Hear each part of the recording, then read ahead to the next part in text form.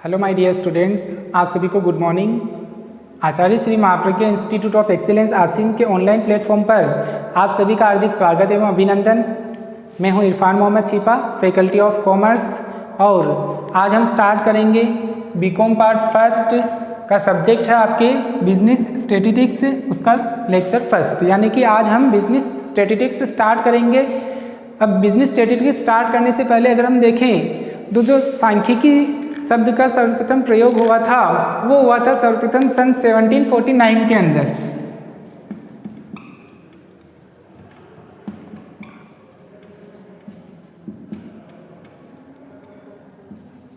सांख्यिकी शब्द का प्रयोग सर्वप्रथम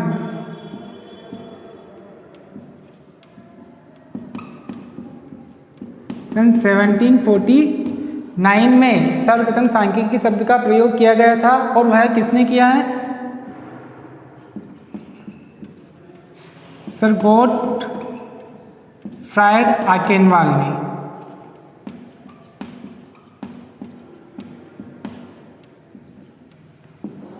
सर्वप्रथम सांख्यिकी शब्द का जो प्रयोग हुआ था वो हुआ था 1749 के अंदर, और किसके द्वारा किया गया था? वैज्ञानिक है सर गॉटफ्राइड आकेनवाल, यानी कि गॉटफ्राइड आकेनवाल ने सन 1749 के अंदर सर्वप्रथम सांख्यिकी शब्द का प्रयोग किया था। और उन्होंने बताया था कि सांख्यिकी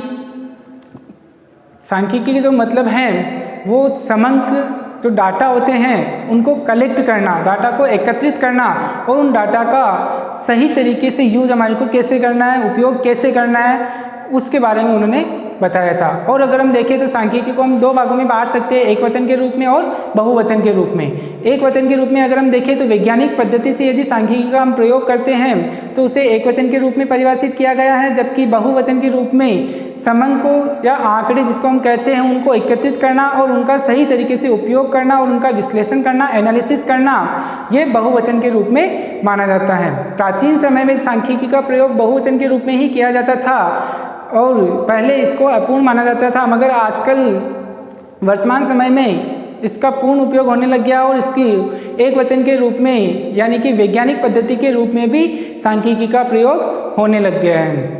और अगर हम सांख्यिकी का मीनिंग और देखें तो सांख्यिकी का मतलब समंकों को एकत्रित करना, उनका सही तरीके से उपयोग करना, उनमें अगर कोई कमियां होती है तो उन कमियों को एनालिसिस करना। जैसे किसी भी तरीके से जो इन्वेस्टिगेटर ऑफिसर होते हैं वो जो डाटा कलेक्ट करते हैं, उन डाटा को कलेक्ट करने के बाद, एकत्रित करने के बाद में उनको सही तरीके से जमाते हैं। उनको सही तरीके से जमाने के बाद में अगर जिस फील्ड में उन डाटा का उपयोग हो रहा है अगर उसमें कोई कमी या वृद्धि होती है तो उनका एनालिसिस करते हैं। तो यानी कि जो सांख्यिकी का प्रयोग होता है वो समंकों को एकत्रित करने में होता है, उनका एनालिसिस करने में होता है, किसी भी उद्योग में, वैज्ञानिक पद्धति के अंदर या जो सांख्यिकी डिपार्टमेंट होते हैं उनके अंदर। क्लियर? फिर उसके बाद में समंकों को एकत्रित करने के बाद में उनका प्रस्तुतिकरण भी सही तरीके से करना होता है। तो यानी कि समंकों को एकत्रित करना और उनको प्रस्तुतिकरण करना। प्रस्तुतिकरण करने के बाद में जो समंक कलेक्ट किए जाते हैं, जो इन्वेस्टिगेटर ऑफिसर के द्वारा जो भी डाटा कलेक्ट किए जाते हैं, उनको प्रस्तुत करने के बाद में जिस डिपार्टमेंट का जो डाटा होता है उनको हमारे को अलग अलग करना होता है, जिसको हम कहते हैं वर्गीकरण। यानी कि जो सांख्यिकी का जो प्रैक्टिकल पोर्शन आपका स्टार्ट होता है वो होता है क्लासिफिकेशन, इट मीन्स वर्गीकरण से। तो आज हम स्टार्ट करेंगे वर्गीकरण।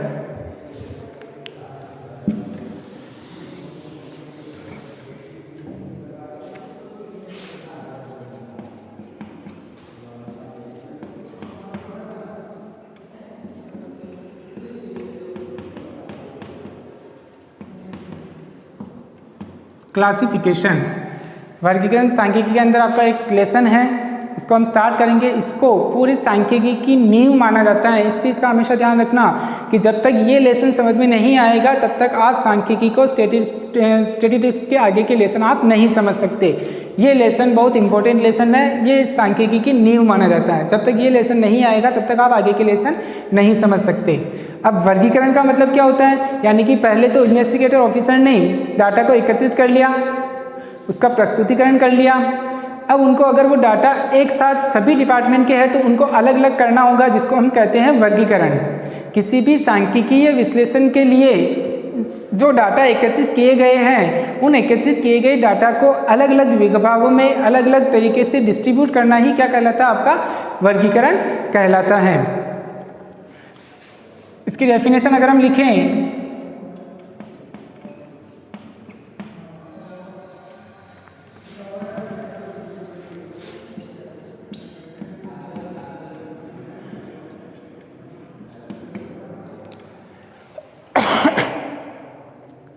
किसी भी सांख्यिकीय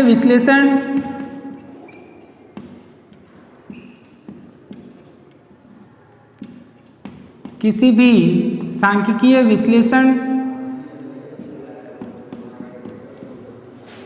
करने के उद्देश्य से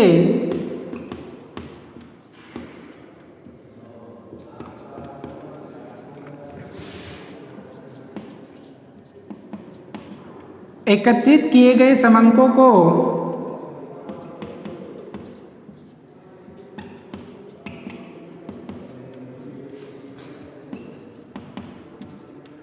उनके गुणों तथा विशेषताओं के आधार पर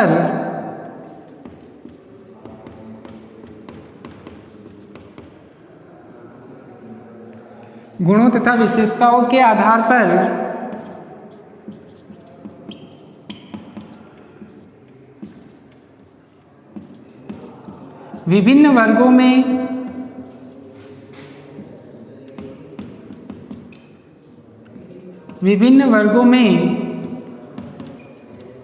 विभाजित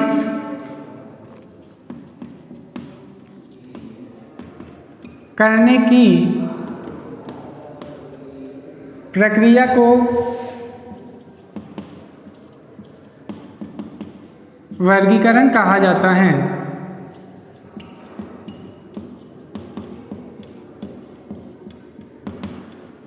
यानी किसी भी सांख्यिकीय विश्लेषण करने के उद्देश्य से एकत्रित किए गए समंकों को उनके गुणों तथा विशेषताओं के आधार पर हमारे को उनको अलग अलग डिस्ट्रीब्यूट करना होता है।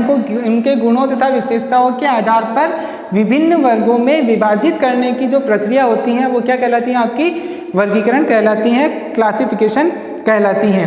उसके बाद में अगला पॉइंट आता है आपके बारंबारता बंटन।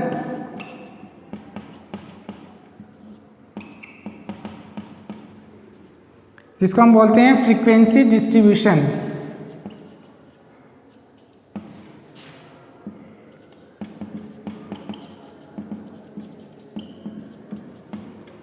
फ्रीक्वेंसी डिस्ट्रीब्यूशन यानी कि जो समंक थे उनको हमने उनके गुणों तथा विशेषताओं के आधार पर अलग अलग कर दिए। अब कौन सा समंक कितनी बार, कौन सा डाटा कितनी बार रिपीट हो रहा है, तो उसकी जानकारी की रखने के लिए जो आगे का प्रोसेस होता है वो होता है आपके बारंबारता बंटन के अंदर। यानी कि कोई भी वैल्यू अगर बार बार रिपीट होती है तो उसको हमारे को किस तरीके से जमाना है, किस तरीके से क्लासीफाई करना है, वो जो डिस्ट्रीब्यूशन किया जाता है वो किया जाता है आपका फ्रीक्वेंसी डिस्ट्रीब्यूशन के अंदर।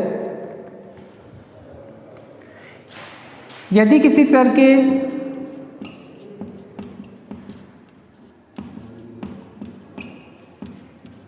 विभिन्न मूल्यों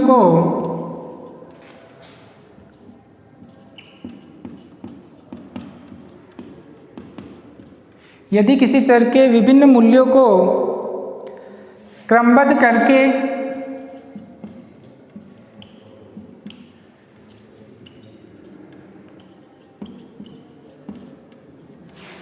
करके आवृत्ति वितरण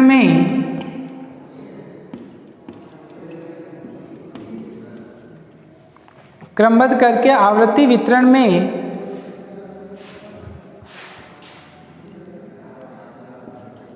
इस प्रकार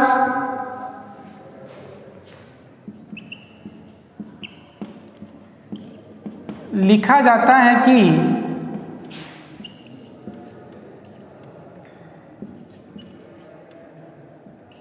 एक और चर मूल्य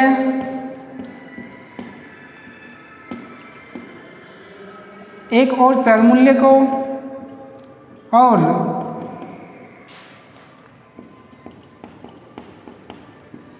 दूसरी ओर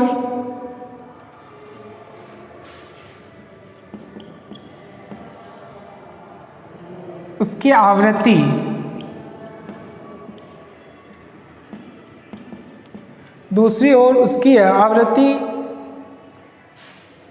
आवृत्ति को या मदों की संख्या को प्रदर्शित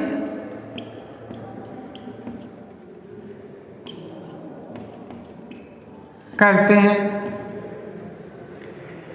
यानी कि जो समंक हमने कलेक्ट किए हैं, अगर कोई समंक रिपीट हो रहा है तो उनको हमारे को इस प्रकार से दर्शाना है, दिखाना है कि जो वैल्यू है एक साइड में वैल्यू आ जाएगी और दूसरी साइड में उसकी फ्रीक्वेंसी आ जाएगी, यानी कि बारंबारता जिसको हम कहते हैं, जिसको हम डिनोट करते हैं। जो वैल्यू होती है उसको तो एक्सिस से डिनोट करते हैं और जो फ्रीक्वेंसी होती है उसको एफ से डिनोट करते हैं।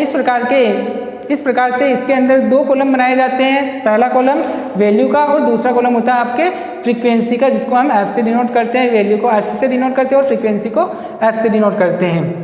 फिर आता है आपके चर वेरिएबल।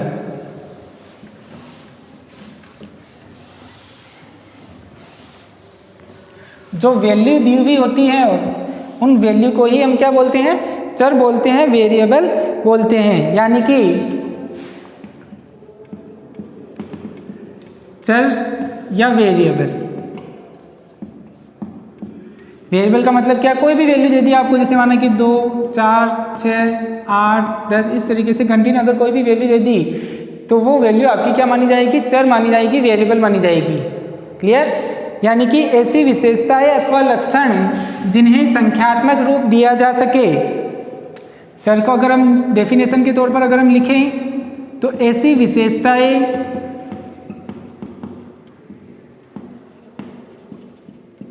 अथवा लक्षण जिन्हें संख्यात्मक रूप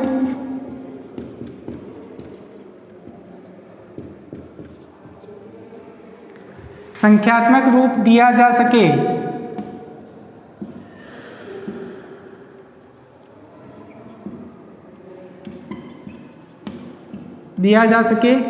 चर कहलाते हैं।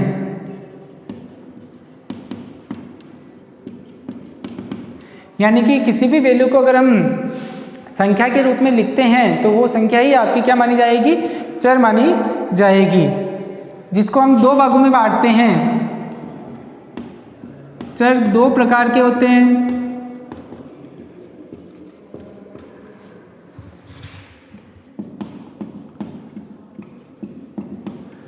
फर्स्ट होता है आपका खंडित चर, डिस्क्रीट वेरिएबल।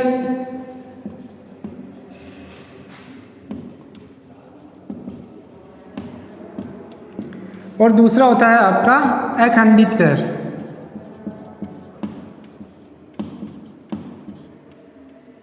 Continuous variable.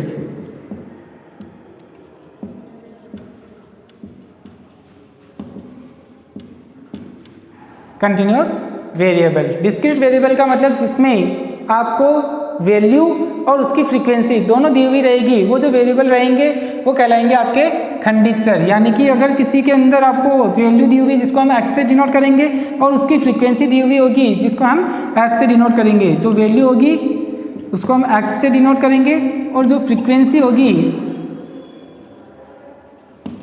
उसको हम डिनोट करेंगे एफ से। यानी कि दो कॉलम हमारे को दिए होंगे, दो वैल्यू हमारे को दी हुई होगी, उसके आधार पर दो कॉलम बनाते हैं। ये जो वैल्यू कहलाती है ये आपकी डिस्क्रीट वेरिएबल कहलाती है, खंडित चर कहलाती है, जिसमें एक्स के अंदर आपको क्लास नहीं दी हुई होगी। सिर्फ जैसे एक्स की वैल्यू दी हुई होगी आपको 5, 10, 15, 20 इस तरीके से आगे कंटिन्यू हो सकती है और उसके साथ में उसी की फ्रीक्वेंसी हो सकती है।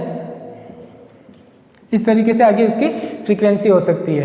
तो यानी कि वैल्यू के साथ में अगर उसकी फ्रीक्वेंसी दी हुई है मगर वैल्यू के अंदर क्लास नहीं है तो जो वो वेरिएबल कहलाएंगे वो कहलाएंगे आपके डिस्क्रीट वेरिएबल, खंडित चर। और अगर माना कि जो वैल्यू दी हुई है उन वैल्यू में आपको क्लास दी हुई है, माना कि 0 से 10, 10 से 20, 20 से 30, 30 से 40, इस तरीके से आगे और कंटिन्यू क्लास दी हुई है और उसके साथ में फ्रीक्वेंसी दी हुई है, तो वो जो वेरिएबल कहलाएंगे वो आपके अखंडित चर यानी कि कंटिन्यूस वेरिएबल कहलाएंगे। इसको सतत चर भी कहते हैं।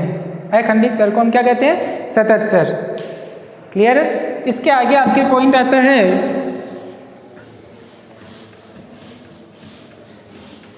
श्रेणियन यानी कि सीरीज। यहीं से आपका प्रैक्टिकल पोर्शन स्टार्ट होगा।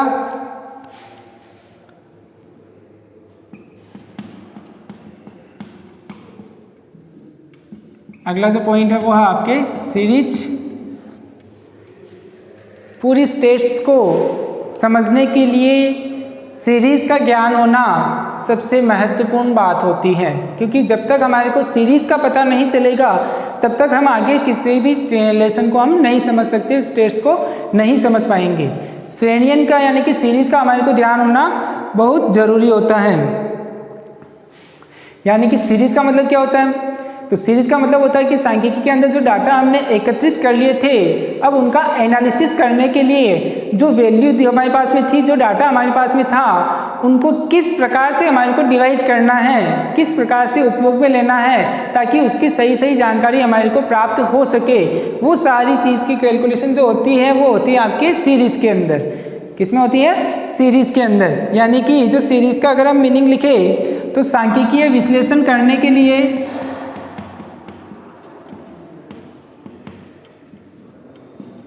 सांख्यिकीय विश्लेषण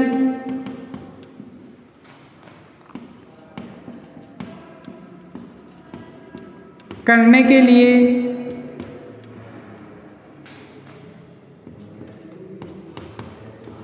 चरों को यानी कि वैल्यू को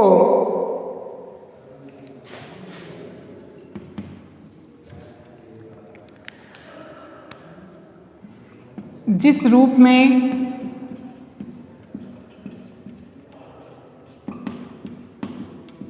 प्रस्तुत किया जाता है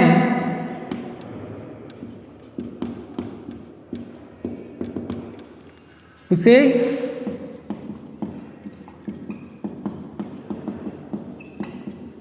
श्रेणियन कहा जाता है।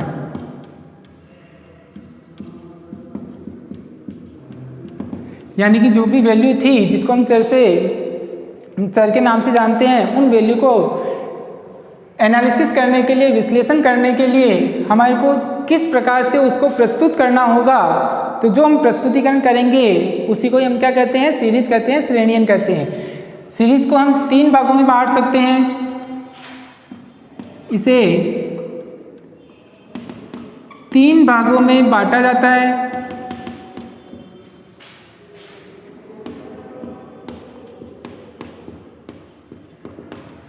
पहली होती है आपके व्यक्तिगत श्रेणी,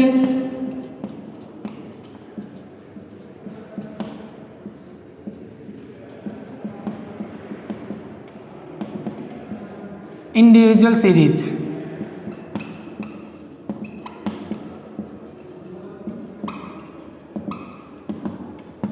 फर्स्ट है आपके इंडिविजुअल सीरीज, यानी कि अगर हमारे को सिर्फ ओनली फॉर वैल्यू दी हुई है, उसके साथ में और कोई भी आइटम नहीं दिया हुआ है, तो वो जो सीरीज कहलाएगी वो कहलाएगी आपकी व्यक्तिगत श्रेणी। यानी कि यदि विभिन्न पदों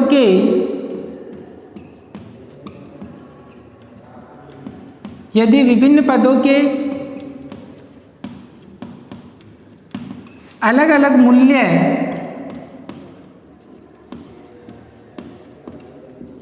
दिए हुए हैं,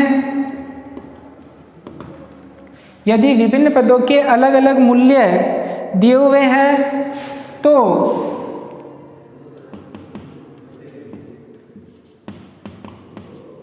ऐसे वितरण या श्रेणी को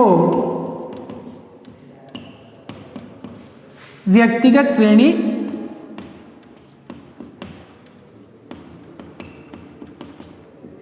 कहते हैं। यानी कि सिर्फ ओनली फॉर वैल्यू दी हुई होगी, इसके अलावा आपको और कोई भी इंफॉर्मेशन नहीं होगी। क्वेश्चन में वैल्यू दे दी आपको 5, 10, 15, 20, 25, 30, इसी प्रकार से आगे और कोई वैल्यू दी हुई हो सकती है, मगर इसके साथ में और कोई भी वैल्यू नहीं दी हुई है तो वो जो सीरीज कहलाएगी वो कहलाएगी आपकी व्यक्तिगत श्रेणी, इंडिविजुअल सीरीज। ठीक है, इसमें आपको एक बात का खास ध्यान रखना होगा कि अगर माना कि वैल्यू के साथ में अगर सीरियल नंबर दे दिया, आपको मंथ दे दिया, ईयर दे दिया, ठीक है, अगर सीरियल नंबर दे दिया, मंथ दे दिया, ईयर दे दिया, तो इनका कोई भी मीनिंग नहीं होता है। इसके साथ में सीरियल नंबर, मंथ या ईयर के साथ में अगर आपको वैल्यू देते हैं तो भी क्या माना जाएगा, सिर्फ एक वैल्यू दी हुई है और वो जो सीरीज कहलाएगी वो कौन सी सीरीज कहलाएगी, इंडिविजुअल सीरीज कहलाएगी, यानी कि व्यक्तिगत श्रेणी। ठीक है, इन सीरियल नंबर का, मंथ का, ईयर का कोई भी मीनिंग नहीं निकलेगा, इसका आपको खास तौर से इसमें ध्यान रखना होगा। ठीक है, उसके बाद में नंबर 2 आता है आपके खंडित श्रेणी।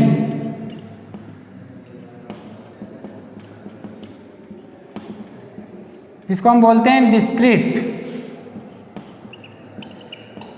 वेरिएबल। खंडित श्रेणी यानी कि डिस्क्रीट वेरिएबल।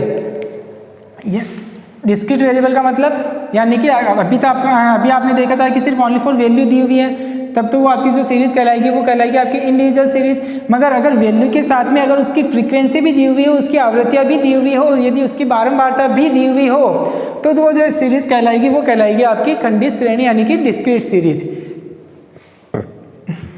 यदि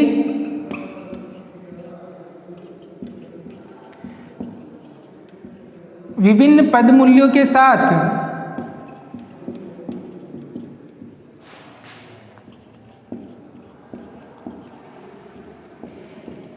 उनकी आवृत्तियां भी दी हुई हो,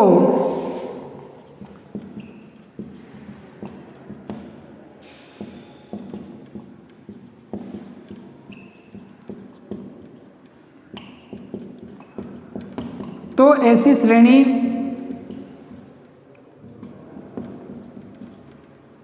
खंडित श्रेणी कहलाती हैं।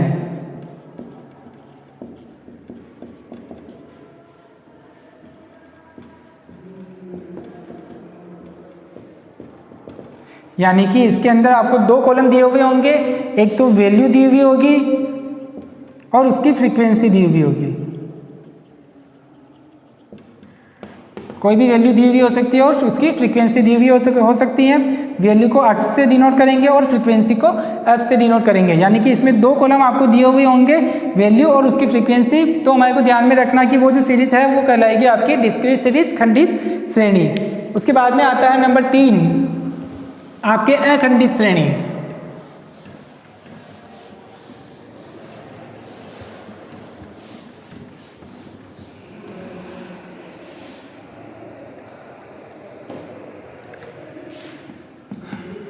अखंडित श्रेणी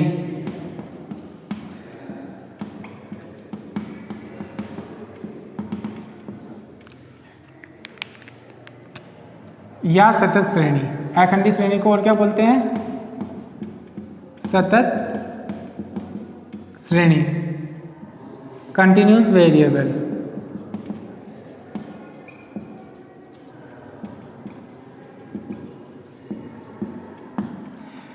अखंडित श्रेणी का मतलब यानी कि जो वैल्यू दी हुई होगी, जिसको हम x से डिनोट करते हैं, उस वैल्यू के अंदर आपको क्लास दी हुई, जो क्लास दी हुई होगी 0 से 10, 10 से 20, 20 से 30, 30 से 40, और उसके साथ में उसकी फ्रीक्वेंसी दी हुई होगी। यानी कि क्लास जो दी हुई होगी और उसके साथ में फ्रीक्वेंसी जो दी हुई होगी, वो जो सीरीज कहलाएगी वो कहलाएगी आपकी अखंडित श्रेणी।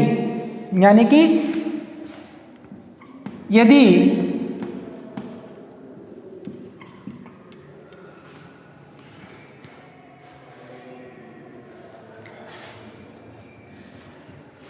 यदि मूल्यों के वर्गांतर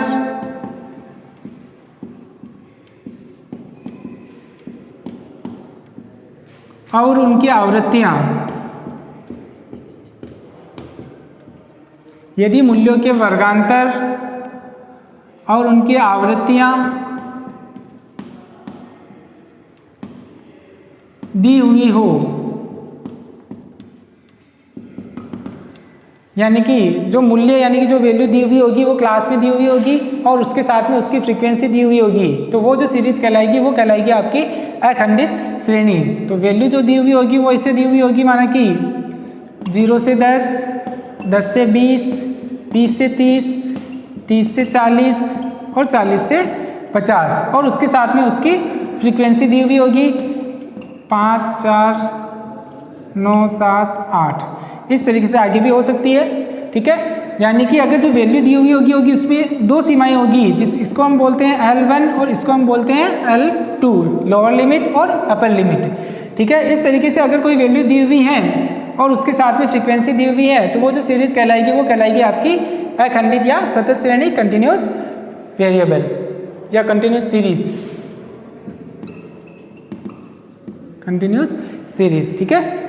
ये हो गई आपकी तीनों प्रकार की श्रेणियां। अब जो अखंडित श्रेणी है इसको हम दो भागों में बांटते हैं।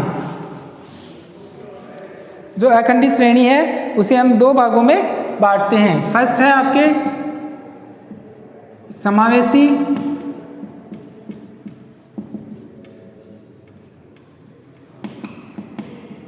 श्रेणी,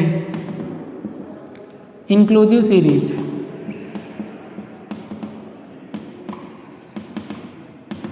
फर्स्ट क्या आपके इंक्लूसिव सीरीज, समावेशी श्रेणी, यानी कि जो वैल्यू आपको दी हुई होगी, वैल्यू और उसके साथ में उसकी फ्रीक्वेंसी, माना कि जो वैल्यू है माना कि 0 से 10, 11 से 20, 21 से 30, 31 से 40 और उसके साथ में उसकी फ्रीक्वेंसी दी हुई होगी। तो इसमें हमारे को ये ध्यान में रखना है कि जो अगर इस प्रकार से कोई वैल्यू आती है, ठीक है, यानी कि 10, 10 के बाद में 11, ठीक है, तो यानी कि ये जो सीरीज होगी वो कहलाएगी आपकी समावेशी श्रेणी, यानी कि जो 0 से 10 जो वैल्यू है वो आपकी इसी वर्ग के अंदर शामिल मानी जाएगी। इसको अगले वर्ग में 10 को जो है इसके अंदर ही शामिल माना जाएगा, इसे नेक्स्ट के अंदर शामिल नहीं माना जाएगा। यानी कि 11 से 20 तक जो वैल्यू है वो इसी के अंदर आएगी, ठीक है। 21 से 30 की वैल्यू इसी के अंदर आएगी, 31 से 40 की वैल्यू इसी के अंदर आएगी। कहने का मतलब है कि अगर जो हमारे पास में जो L2 होती हैं वो उसी वर्ग में शामिल होती हैं, अगले वर्ग में शामिल नहीं होती हैं, तो वो जो सीरीज कहलाएगी वो कहलाएगी आपकी समावेशी श्रेणी। क्लियर? दूसरी होती है आपके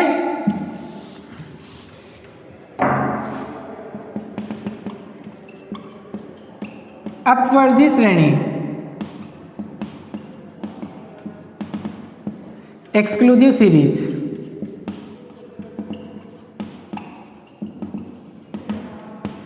एक्सक्लूसिव सीरीज। अपवर्जी श्रेणी का मतलब है कि जो आपके L1 और L2 लोअर लिमिट और अपर लिमिट, इसके अंदर जो अपर लिमिट होती है वो नेक्स्ट वर्ग में शामिल होती है। इसमें भी आपको दो चीज़ें दी हुई होगी, एक तो होगी आपके पास में वैल्यू और दूसरी होगी उसकी फ्रीक्वेंसी। यानी कि जो वैल्यू दी हुई होगी वो होगी आपकी 0 से 10, 10 से 20, 20 से 30, 30 से 40 और उसके साथ में उसकी फ्रीक्वेंसी होगी।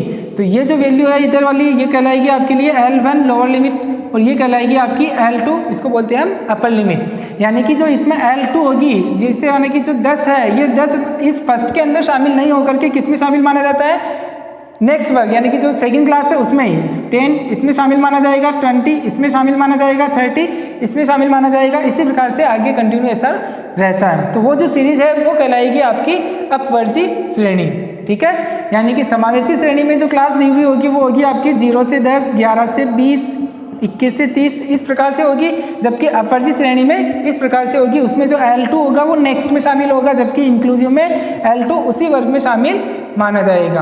दोनों में ये डिफरेंस है, इसका भी आपको खास ध्यान रखना होगा। और ये चीज़ आपको खास ध्यान, ये बात आपको खास ध्यान रखनी होगी कि अगर माना कि क्वेश्चंस के अंदर समावेशी श्रेणी दी हुई होगी तो उस क्वेश्चन को हमारे को पहले अपवर्जी श्रेणी में चेंज करना होगा और उसके बाद ही उसको स्टार्ट करना होगा।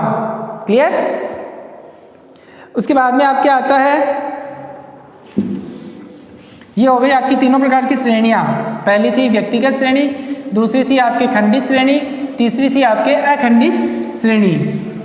अखंडित श्रेणी को हमने दो भागों में देखा है, पहली है समावेशी और दूसरी है अपवर्जी। समावेशी में जो उसकी L2 होती है वो L1 और L2 उसी वर्ग में शामिल माने जाते हैं, जबकि अपवर्जी में L2 नेक्स्ट वर्ग में यानी कि अगली क्लास में शामिल माना जाता है। अगर माना कि क्वेश्चन में आपको समावेशी श्रेणी दी हुई है तो आपको पहले उसको अपवर्जी श्रेणी में चेंज करना होगा और उसके बाद ही क्वेश्चन को सोल्व करना होगा, इसका आपको खास ध्यान रखना होगा।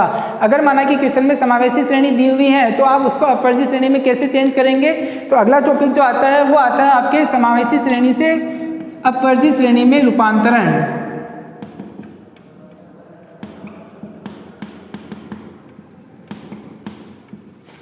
समावेशी श्रेणी से अपवर्जी श्रेणी में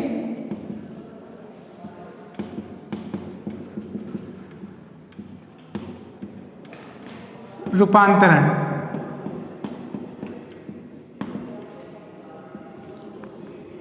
ठीक है, conversion into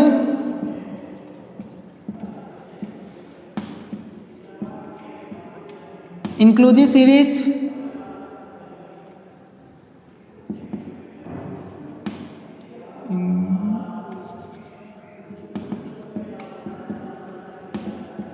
inclusive series to exclusive series.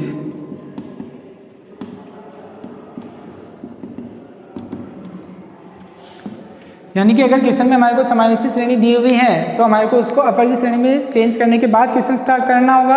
यानी कि जो समावेशी श्रेणी है उसको अपवर्जी श्रेणी में चेंज करेंगे तो कैसे करेंगे वो अब इसके अंदर हम पढ़ेंगे। यानी कि किसी भी समावेशी श्रेणी को, इसका अगर हम मीनिंग लिखें,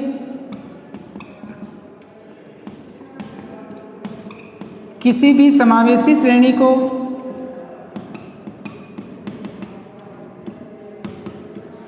अपवर्जी श्रेणी में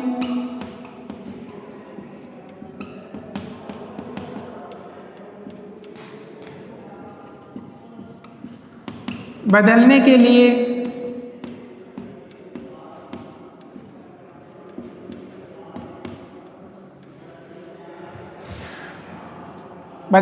लिए प्रथम वर्ग की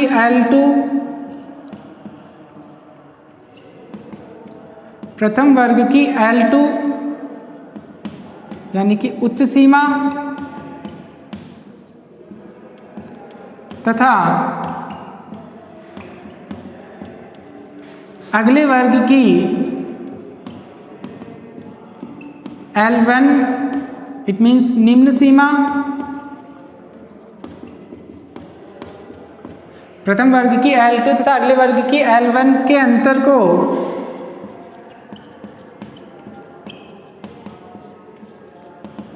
दो से विभाजित करके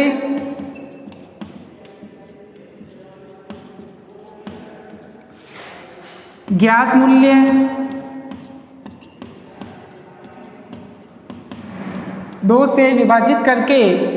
मूल्य को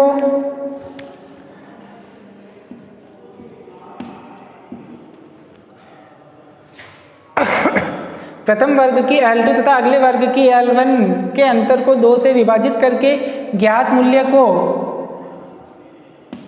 L1 में से घटाते हैं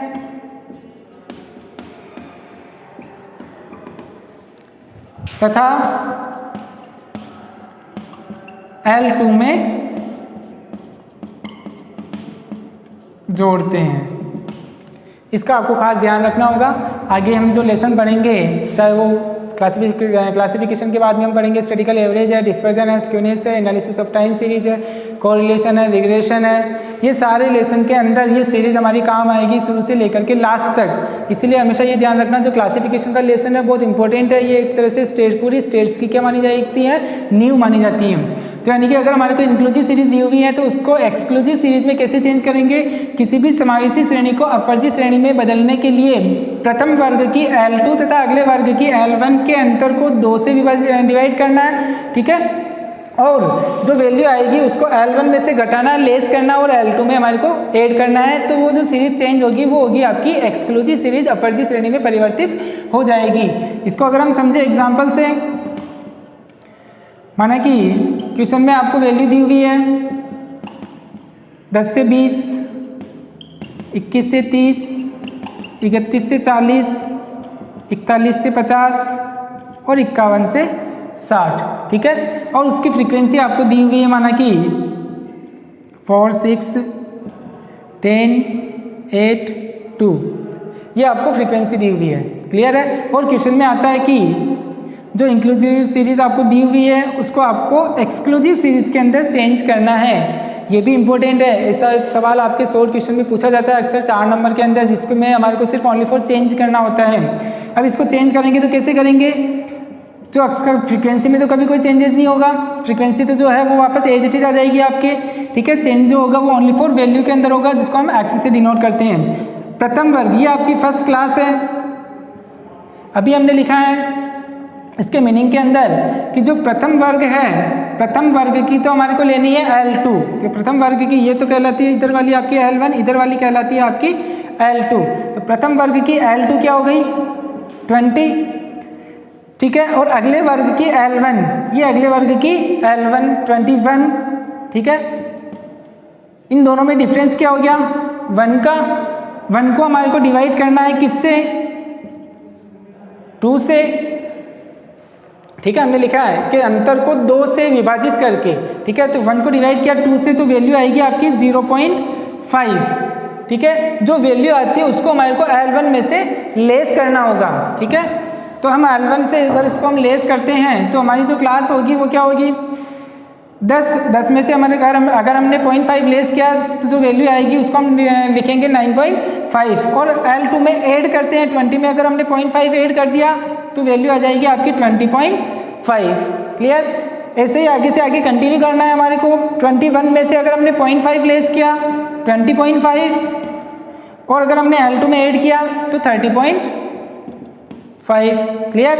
इसी प्रकार आगे कंटिन्यू 31 में से अगर हमने 0.5 लेस किया तो 30.5, और अगर हमने 40 में 0.5 ऐड किया तो 40.5। इसी प्रकार आगे कंटिन्यू हमारे को ऐसे ही लिखते हुए चलना है। और उसकी फ्रीक्वेंसी जो है, फ्रीक्वेंसी में कभी कोई चेंजेस नहीं आएगा। जिसके सामने जो फ्रीक्वेंसी थी वो हमारे को एज इट इज लिखनी है, 4 6 10, और जो भी फ्रीक्वेंसी आगे कंटिन्यू आती है उसी को हमारे को ऐसे ही लिखना है। क्लियर है। तो ये जो सीरीज है ये हो गई आपकी एक्सक्लूसिव सीरीज अपवर्जी श्रेणी, यानी कि जो ये L2 है अपवर्जी श्रेणी में वो नेक्स्ट में शामिल माना जाता है। 30.5 है तो वो भी नेक्स्ट में शामिल माना जाता है। तो ये वो जो सीरीज है वो कहलाती है आपकी अपवर्जी श्रेणी।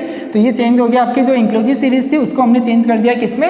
एक्सक्लूसिव सीरीज के अंदर, यानी कि जो समावेशी श्रेणी थी उसको हमने किसमें चेंज कर दिया है? अपवर्जी श्रेणी के अंदर। ठीक है। अगर क्वेश्चन में हमारे को समावेशी श्रेणी दिखती है तो हमारे को सबसे पहले उसको अपवर्जी श्रेणी में चेंज करना होगा, और उसके बाद ही हमारे को क्वेश्चन स्टार्ट करना होगा। इस बात का आपको खास ध्यान रखना है। ठीक है। तो आज के लिए इतना ही। Thank you.